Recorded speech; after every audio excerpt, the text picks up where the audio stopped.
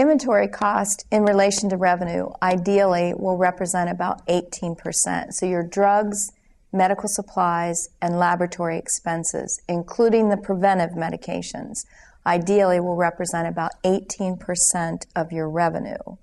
If your cost, if you do the math and your cost is higher than that, then you need to do a little digging and figure out what to do about that, how to improve that. And the first place to look is actually at your pricing, not just of your inventory, but your services. So if you're not pricing your care appropriately for the quality of care that you have, then it looks like your expense is out of line, but the reality is it's your revenue that's out of line. The second place to look is actually charging for services. Are we charging for all the care that we're providing? And same thing, if you're not billing for all the care you're providing, it looks like your expense is high because your revenue is too low. It's lower than it should be.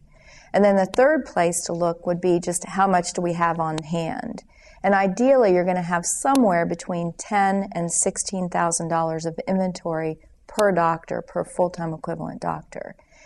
The other way to think of that is you've got about 1 month's supply on the shelf at any given time. Now that $10,000 to $16,000 does not include food. That's just your drugs and medical supplies.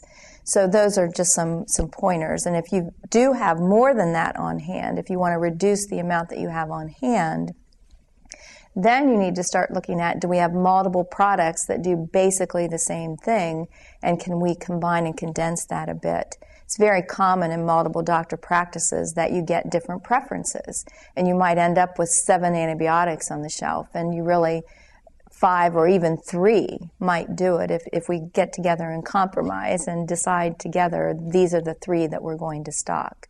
So just having excess on the shelf because we've got every wonderful product out there that's available can really add to your expense. So just look for things like that in terms of reducing your inventory on hand.